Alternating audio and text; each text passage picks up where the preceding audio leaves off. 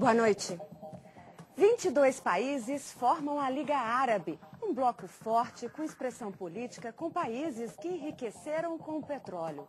Hoje abrigam grandes canteiros de obras, investem pesado e com extravagância no turismo, cientes que as reservas do ouro negro estão acabando. O comércio entre o Brasil e esses países vem crescendo a cada ano. Só nos primeiros 8 meses de 2008, apresentou aumento de 38,4% em relação ao mesmo período do ano passado, alcançando a cifra de 8 bilhões de dólares. Minas Gerais é o segundo maior estado exportador para os países árabes, perdendo apenas para São Paulo.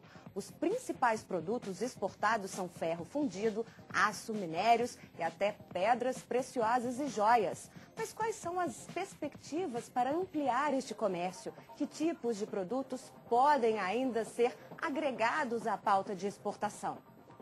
No Palavra Cruzada de hoje, nós vamos falar sobre a relação comercial entre o Brasil e os países árabes. Nosso convidado é o secretário-geral e diretor de Comércio Exterior da Câmara de Comércio Árabe Brasileira, Michel Alabi. Também participam do programa a jornalista Paola Carvalho, do jornal Estado de Minas, o diretor da Central Exporta Minas, Jorge Duarte Oliveira, e o jornalista Zu Moreira, do jornal O Tempo. A Palavra Cruzada começa agora.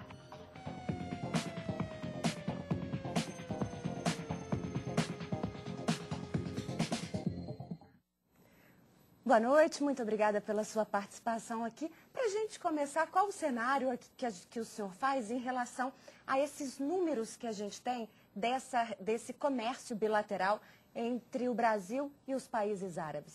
Bom, em primeiro lugar, boa noite. É um grande prazer participar do programa Palavra Cruzada, em nome da Câmara de Comércio Árabe Brasileira. Eu tenho a impressão que as perspectivas em relação ao comércio são boas, diria eu. Por quê? Se nós analisarmos o comércio desde 2000 até hoje, o crescimento foi surpreendente. Quer dizer, nós saímos de 2 bilhões para 8 bilhões e esse ano aqui devemos fechar ao redor de 10,5 bilhões de dólares.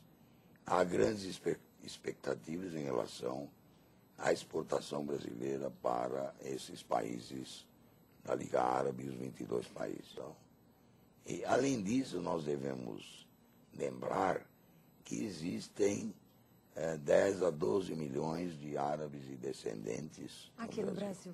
Que, se você pensar bem, são mais ou menos 6 a 7% da população brasileira.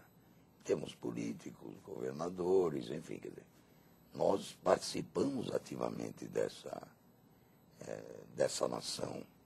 Do desenvolvimento do país, do crescimento mesmo, né? Além disso, há uma, diria eu, uma influência clara da própria comida. Né?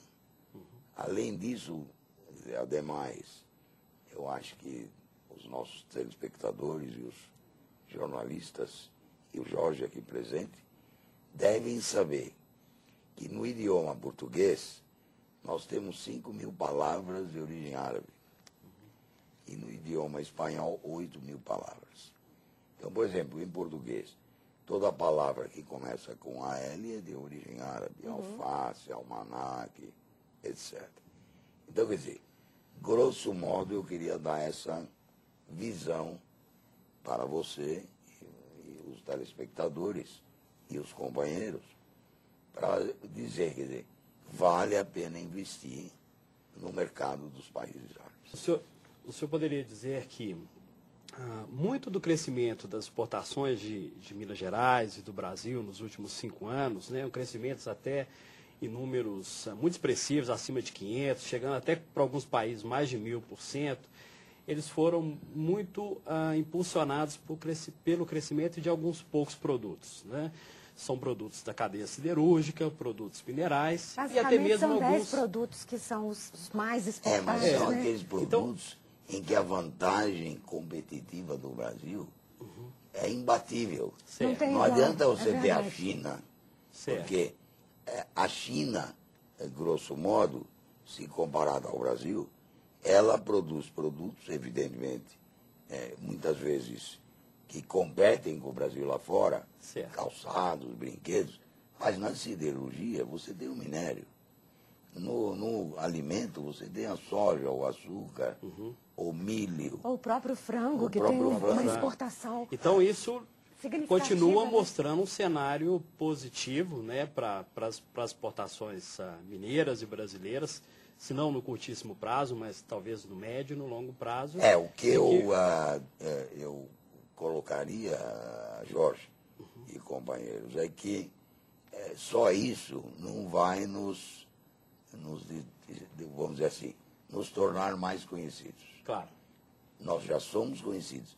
Devemos aproveitar que somos conhecidos para vender novos produtos. E, na Ter realidade, uma pauta diversificada. são quase 1.200 produtos, mas o que o Jorge levantou realmente tem uma relevância, porque são 10 que basicamente formam aí mais de 60% das exportações. Eu vou lhe dar um exemplo, o caso do café. Certo. Nós produzimos, aqui mesmo no estado, né, o melhor café do mundo, o café de Varginha. E, no entanto, nós vendemos o café cru em grão. Quem compra é a Itália e a Alemanha, que vende o café expresso nesses países árabes. E eu vou lá tomar o café brasileiro. Só que tem a marca Itália ou Alemanha. É verdade. Eu vou reforçar e pegar uma carona de um telespectador, que é o Thales Mendes, e ele pergunta de que maneira o Estado de Minas poderia contribuir para incrementar essa pauta exportadora. Bom, na verdade é uma boa pergunta, né? Eu tenho a impressão. Materiais de construção seriam um item importante da pauta. O outro item que eu acho válido, o setor de autopeças, setor de metalurgia, né, quer dizer, de peças forjadas, que aí é valor agregado também. O setor têxtil e de confecções, setor de móveis e decoração, eu acho que é outro item importante que a gente poderia trabalhar. Aproveitando essa colocação do senhor sobre questões peculiares de uma negociação com um empresário do mundo árabe, né?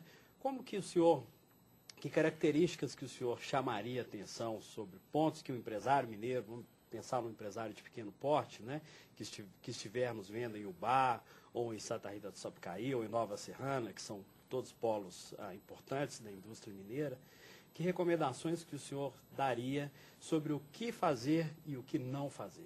Olha, para o pequeno, eu acho que sozinho ele não tem condições de trabalhar, nem nos países árabes, nem em outros países, a não ser aqui mesmo na América do Sul. Mas o ideal, ou ele se apoiar em algum consórcio, ou ele se apoiar no programa Exporta Minas, em que você possa trabalhar produtos homogêneos e empresas homogêneas ou complementares. Agora, com os países árabes, existe toda uma característica de negociação. O árabe, por natureza, é um negociador nato. Está no sangue. Ele gosta de barganhar. Barganhar é o sentido de discutir o preço. Certo. Né? Além disso, ele, para fazer negócios, ele primeiro precisa conquistar a amizade, ter o relacionamento, ter a confiança para depois fazer negócio.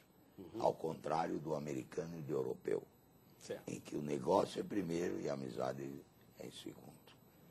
Além disso, nós não podemos, diria eu, correr no tempo, porque a paciência é uma virtude do empresário árabe.